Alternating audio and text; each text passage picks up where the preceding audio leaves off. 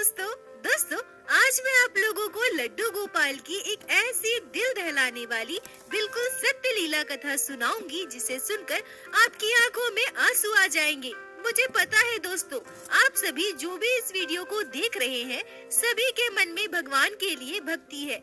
लड्डू गोपाल से आप सभी बहुत प्रेम करते हैं, तभी आपने आज इस वीडियो पर क्लिक किया है। यकीन मानिए दोस्तों, जब मुझे इस घटना के बारे में पता चला तो मुझे बहुत दुख हुआ। आज हम कलयुग में जी रहे हैं। कलयुग का बहुत ही बड़ा दुष्प्रभाव हमारे समाज में पड़ रहा है, पर इसके साथ साथ हमारे देश में ही नहीं विदेशों में भी भगवान श्री कृष्ण के चाहने वालों की संख्या बढ़ती जा रही है। भगवान श्री कृष्ण के भक्तों की संख्या बढ़ रही है।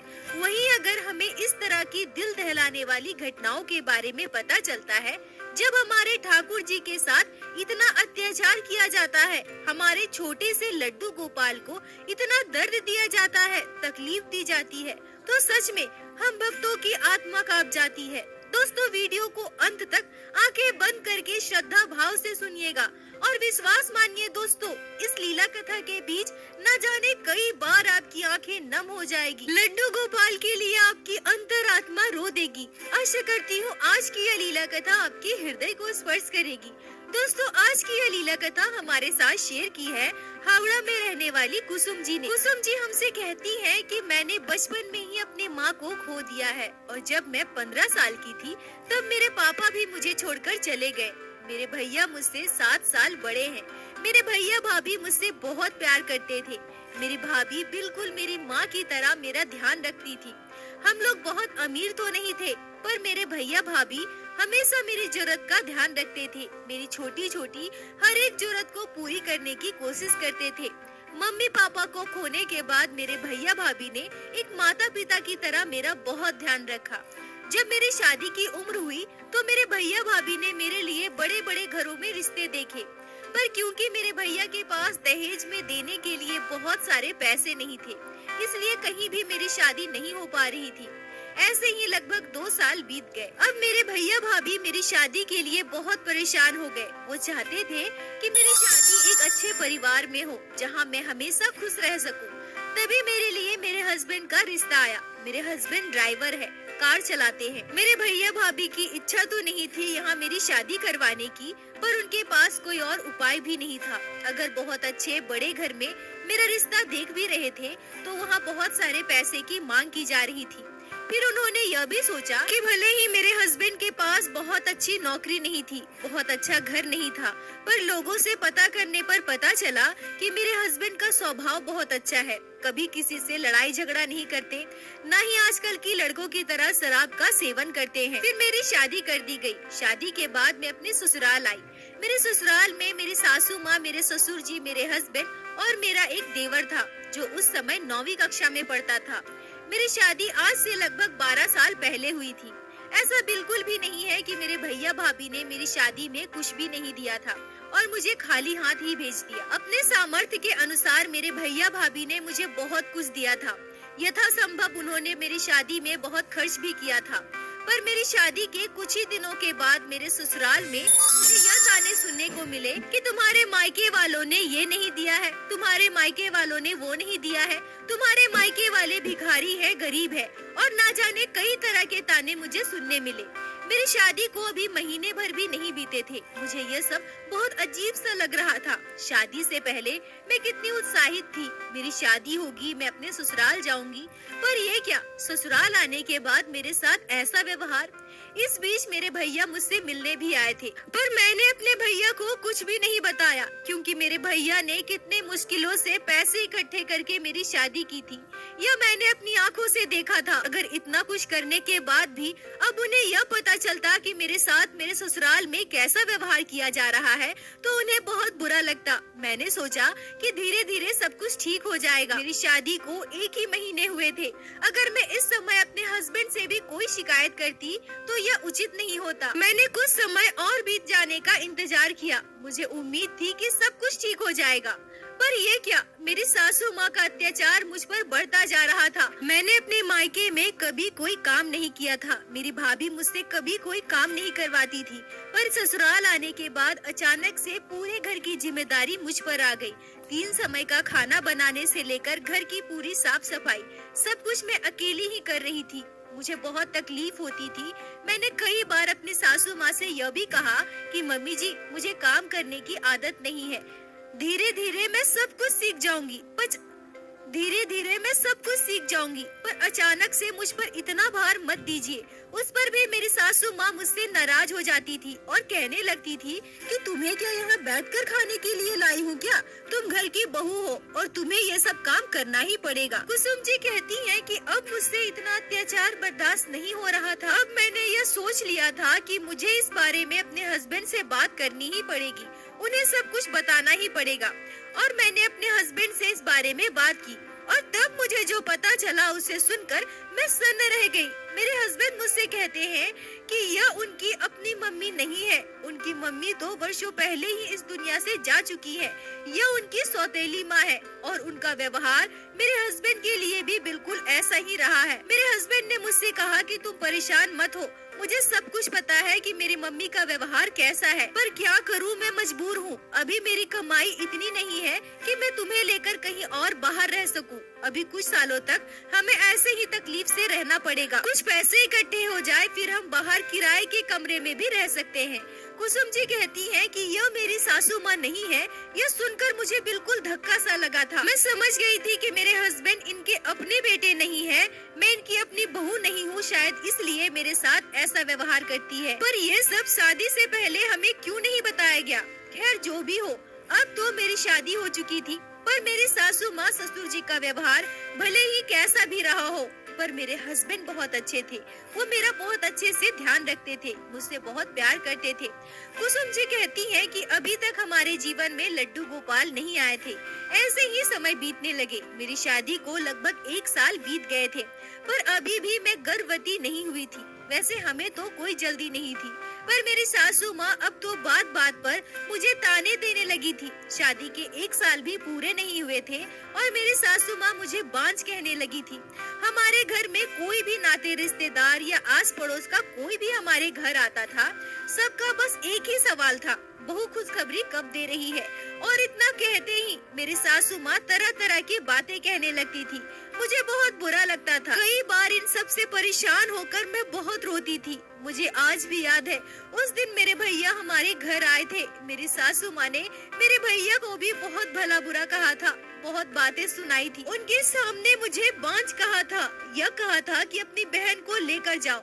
इस बांझ लड़की को अपने घर पर रखकर हम क्या करेंगे? शादी के 1.5 साल होने वाले हैं, अभी तक गर्भवती नहीं हुई है। इसके साथ जितने लोगों की शादी हुई थी, कितनों के बच्चे हो गए, कितनी महिलाएं गर्भवती है।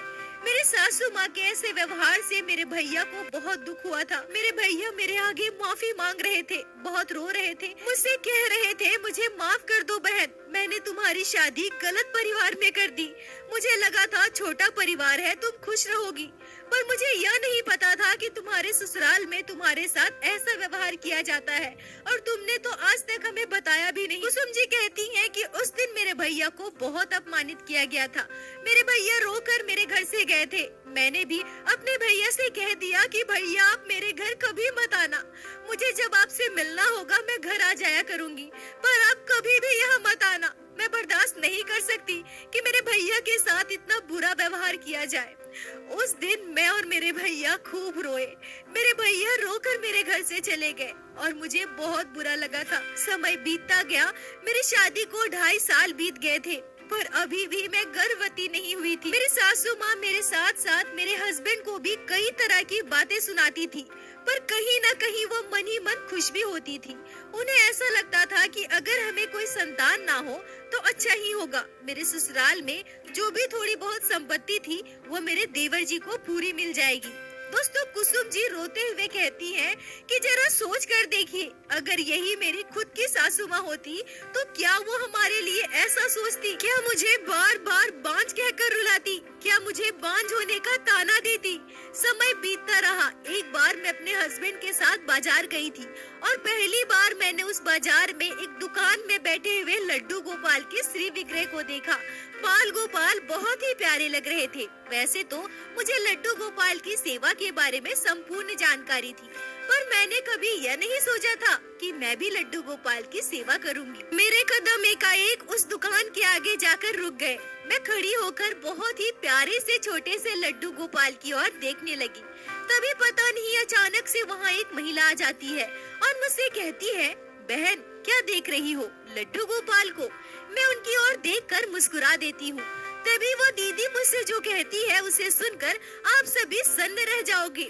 अचानक से वो मुझसे कहती है, जिसे तुम देख रही हो ना, वो बहुत ही प्यारे लग रहे हैं।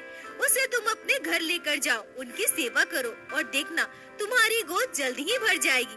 कुसुम जी कहती है कि मैं उस दीदी की बात सुनकर मुस्कुरा देती हूँ और मन ही मन सोचने लगती हूँ कि क्या सच में लड्डू गोपाल की सेवा करने से मेरी गोद भर जाएगी। पर जरा सोचिए, मैं कितनी बड़ी नासमझ हूँ।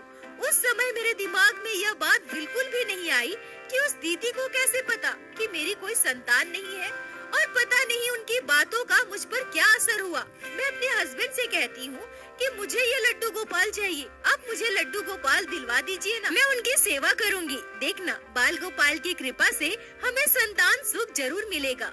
फिर मैं उस छोटे से प्यारे से लड्डू गोपाल के श्री विग्रह को हमारे घर लेकर आई और बड़े ही प्यार से लड्डू गोपाल को हमारे घर के मंदिर में विराजित कर दिया। पर अब तो मेरे सासू माँ का अत्याचार मुझ पर और बढ़ने लगा। मेरी सासू माँ बिल्कुल भी नहीं चाहती थी कि मैं लड्डू गोपाल की सेवा करूं। और लड्डू गोपाल तो क्या, जब से मैं ससुराल आई हूँ तब से मैंने अपनी सासू माँ को कभी भी किसी भी देवी देवता की पूजा करते नहीं देखा था।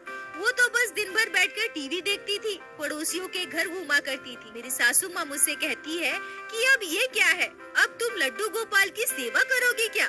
देखो बहू, मुझे बिल्कुल भी पसंद नहीं है कि तुम इतनी देर तक पूजा पाठ करो, अपना समय बर्बाद करो, क्योंकि हमारे घर में 10 नौकर चाकर तो है नहीं। मेरा बेटा कॉलेज जाने लगा है, उसे सुबह सुबह नाश्ता चाहिए होता है, कपड़े प्रेस करके चाहिए होता है। अगर तुम सुबह सुबह पूजा पाठ करने बैठोगी तो ये सब कैसे कर पाओगी। जो भी करना है तुम्हें ही करना है, तो बेहतर यही होगा कि जहाँ से इसे लेकर आई हो वहाँ रख कर आओ। इतना समय बर्बाद करके किसी भी मूर्ति की सेवा करने की कोई जरूरत नहीं है।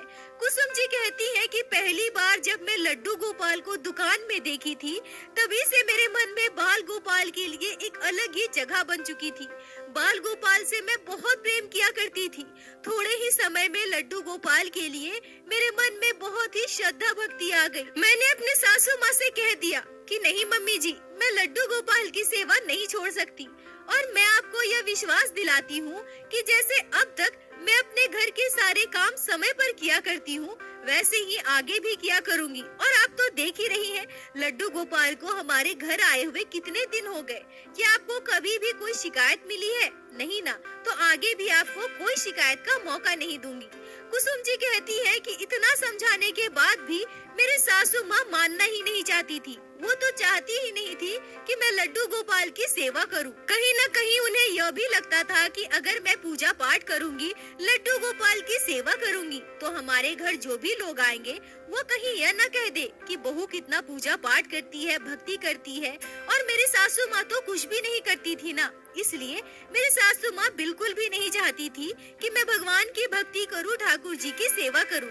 अब इस बात के लिए मेरी सासू माँ घर पर कलेश करने लगी। उन्होंने मेरे हस्बैंड से भी इस बारे में बात की, पर मेरे हस्बैंड ने कहा कि अगर कुसुम भगवान की सेवा करना चाहती है तो उसे करने दो ना, किसी को इसमें क्या दिक्कत, इसे करने दो। कुसुम जी कहती है कि अब तो मेरी सासू माँ और गुस्सा रहने लगी। उनकी बात न मैंने मानी थी, न ही मेरे हस्बैंड ने।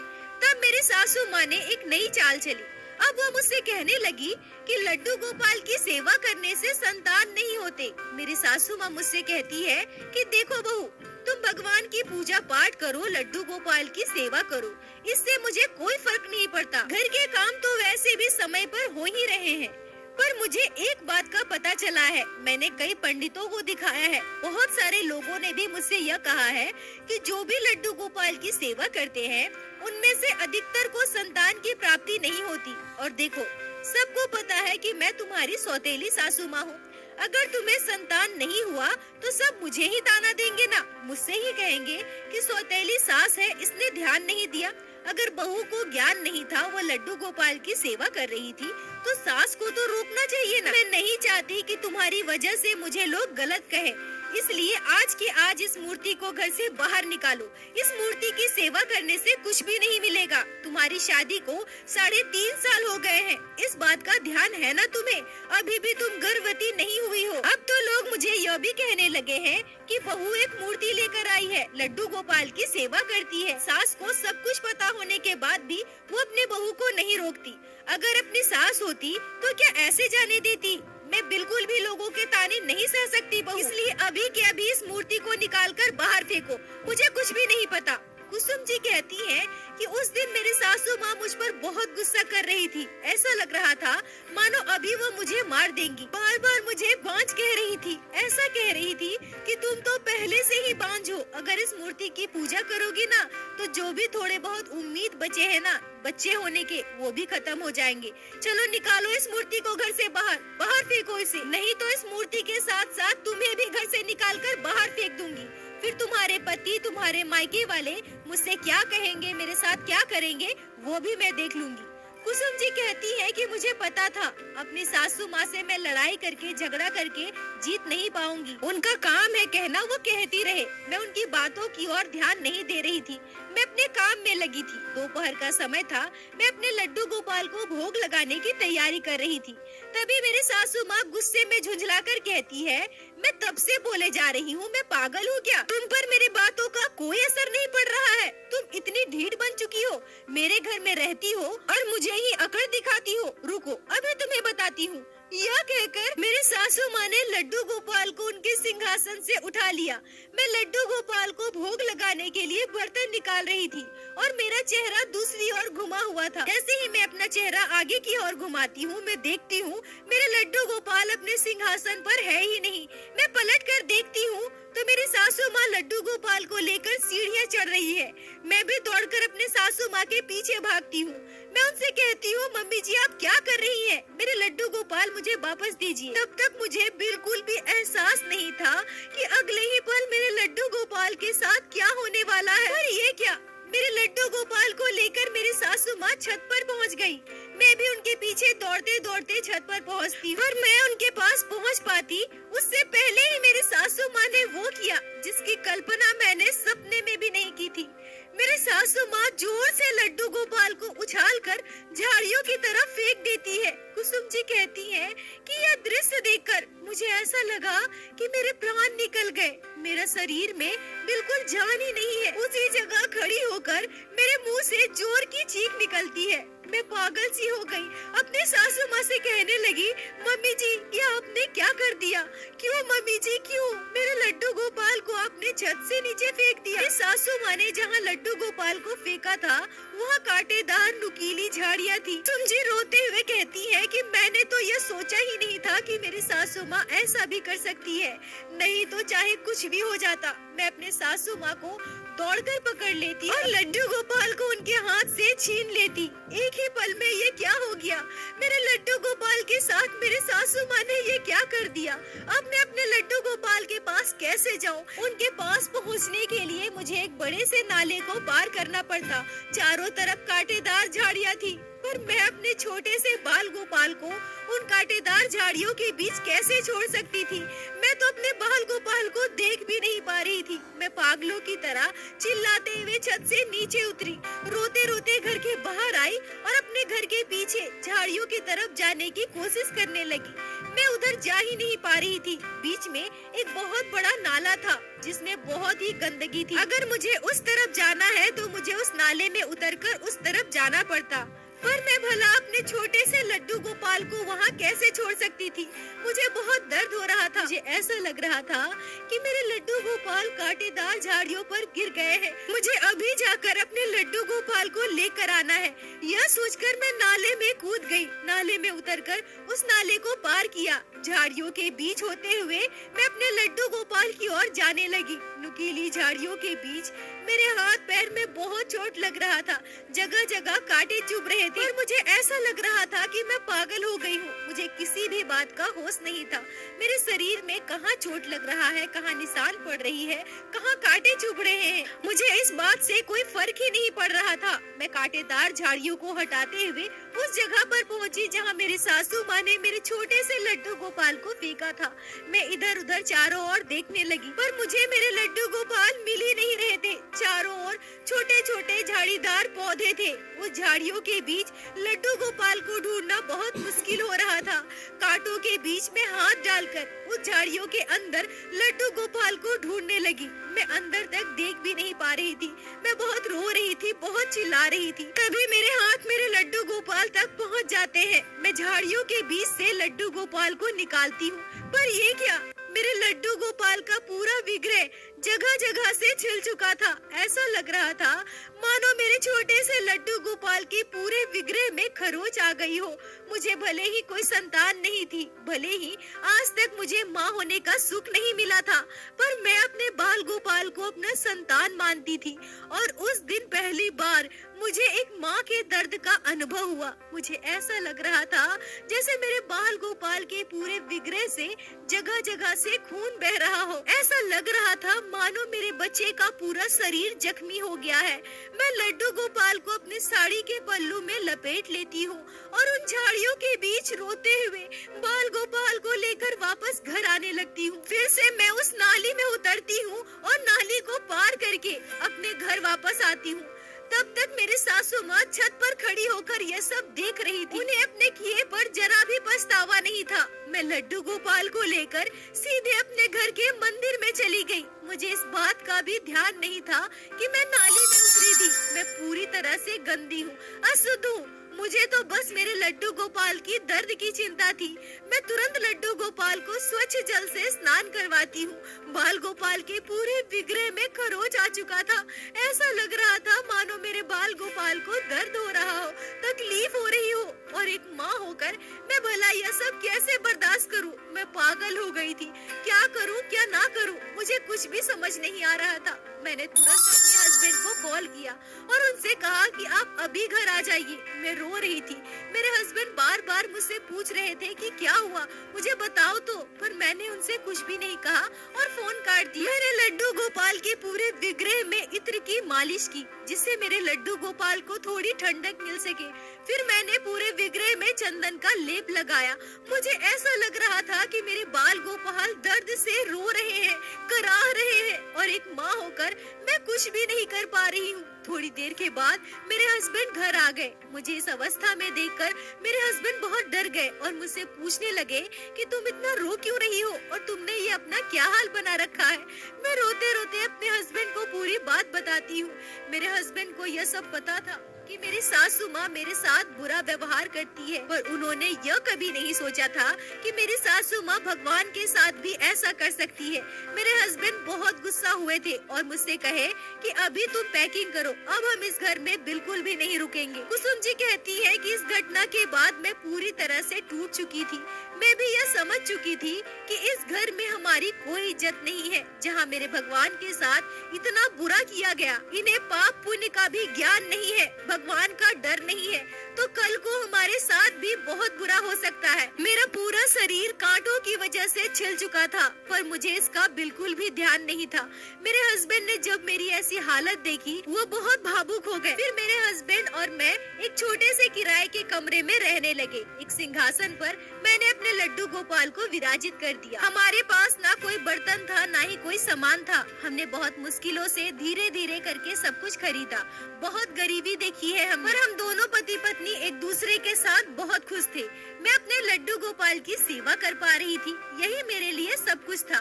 पर मेरे हस्बैंड को अब सबसे ज्यादा बुरा इस बात का लग रहा था, क्या मेरे ससुर जी ने एक बार भी हमसे पूछना जरूरी नहीं समझा क्या उन्होंने एक बार भी हमसे यह कहना जरूरी नहीं समझा कि चाहे जो भी हो घर छोड़कर जाने की जरूरत नहीं है, घर वापस आ जाओ। मेरे ससुर जी ने हमारी खबर तक नहीं ली और सबसे ज्यादा बुरा तो मुझे तब लगा जब मेरे हस्बैंड ने मुझसे यह कहा कि मेरी माँ तो वर्षों पहले ही मर चुकी है, पर आज मुझे पता चला कि मेरे पिता भी मर चुके हैं। उस दिन मेरे हस्बैंड खूब रोए थे। कुसुम जी कहती है कि जो लोग यह कहते हैं कि लड्डू गोपाल की सेवा करने से संतान नहीं होता, मैं उनसे कहना चाहूंगी कि अपने मन में यह मिर्थ ना पाले। मेरे साथ इतना बुरा हुआ, इतना अत्याचार हुआ, पर मैंने कभी भी लड्डू गोपाल की सेवा नहीं छोड़ी। बस मेरे मन में विश्वास था, मुझे पता था कि मेरे बाल गोपाल कभी भी मेरे साथ बुरा होने नहीं देंगे। और शादी के लगभग 6 साल के बाद मेरे बेटे का जन्म हुआ। लड्डू गोपाल मेरे पहले संतान है। आज मैं अपने दोनों बच्चे और हस्बैंड के साथ बहुत खुश हूँ। कुसुम जी आपका बहुत बहुत धन्यवाद जो आपने लड्डू गोपाल की इस दिल दहलाने वाली लीला कथा को हमारे साथ शेयर की, जिसे मैं हमारे चैनल के माध्यम से बाकी सारे भक्तों तक पहुंचा सकी। अपना साथ और प्यार ऐसे ही बनाए रखे। दोस्तों सच में यह लीला कथा अत्यंत दुखदाई और आत्मा को झकझोर देने वाली है। हाथ जोड़कर मैं आप सभी भक्तों से बस यही प्रार्थना करूंगी कि कृपया करके अपने बाल गोपाल का ध्यान रखिए। कोई भी कभी भी इतना बड़ा पाप ना करे। लड्डू गोपाल भगवान श्री कृष्ण के बाल अवतार है और इस बात का हमेशा ध्यान रखिए कि कर्मों का फल आज नहीं तो कल सबको मिलेगा। अपने कर्मों को मत बिगाड़िए। किसी का भला ना कर सके तो किसी का बुरा भी मत कीजिए। और दोस्तों अंत में मैं बस यही कहूंगी कि ठाकुर जी की भक्ति कीजिए, लड्डू गोपाल की सेवा कीजिए, उन पर विश्वास रखिए और नाम जाप कीजिए। और मेरे साथ एक बार प्रेम से कहिए, बोलो बाके बिहारी लाल की जय, लड्डू गोपाल की जय, जय जय श्री